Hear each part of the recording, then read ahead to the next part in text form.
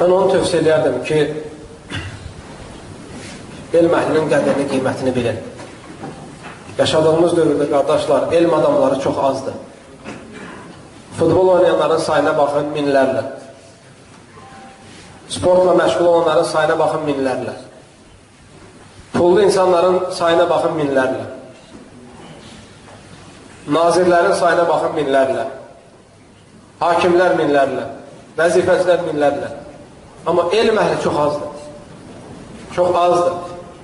Ona görə elm əhlinin qədrini, qiymətini bilmənizi tövsiyə edirəm.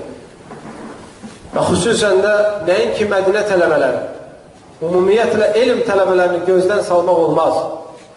Elm tələbələri, gerçək elm tələbələri, oxumuş insanları, fərqi yoxdur, Mədinə tələbəsi olsun, Riyad tələbəsi olsun, Ummul-Qura olsun, Misirdə oxusun, başqa yerdə olsun, bunların fərqi yoxdur.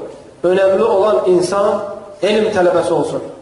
Gedib haradasa ad qazanıb, şöhrət qazanıb, özünü şeyxə nisbət edib, gəlib iddia edənlərdən olmasın. Gerçək elm tələbəsidirsə, onu hörmət etmək bizim üzərimizdə onun haqqıdır, vacibdir. Və ayrıca elm adamlarını, dəvətçiləri gözdən salmaq yahudilərin siyasətidir bu. Ən böyük ədavətləri kimin üzərinə olub? Peyğəmbərlərin. Peyğəmbərlərdən sonra onların yolu ilə gedənlərin. Ona görə biz yahudilərin xüsusiyyətini eləməməliyik. Elm tələbələrinə dəyər vermək, qiymət vermək, onlara dəstək verməyə mən üstünlük verirəm. Və üzərimizə düşən də budur, vacib olan da budur. Kimsə demir ki, elm tələbəsi xəta eləyə bilməz. Kimsə demir ki, bunlar masumdurlar. Kimsə demir ki, bunlar hər şey bilirlər. Xeyr, bilmədiyi şeylər də çoxdur elm tələbələrinin. Əksinə şəriətdə bizim bilmədiklərimiz daha çoxdur. Və xata bizdən də olur. Bizdən də baş verir, elm tələbələrində baş verir. Mövqeyi necə olmalıdır? Xata elədi, insanı gözdən salmaq olmaz elə birbaşa.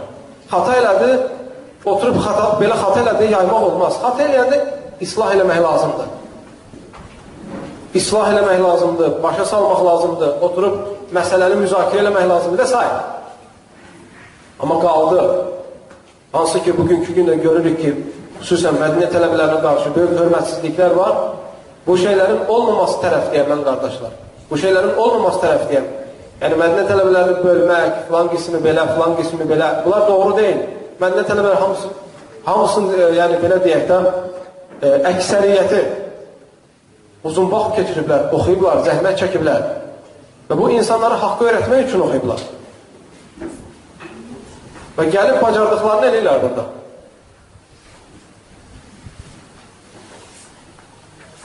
Və bunları müəyyən şeylərin onlarda olmayan bir şeylərlə vəsf edib gözdən salmaq bu həll deyil. Və bu alınmayasıdır. Və bunu gözdən salmaq, tələbələri gözdən salmaq, pis qələmə vermək insanların parçalanmasına səbəb olacaq. Buna görə mən tövsiyəm odur ki, aranızda olan elm adamlarına dəyər verin, qiymət verin, dəstəkləyin. Və elm tələbələri müxtəlifdir.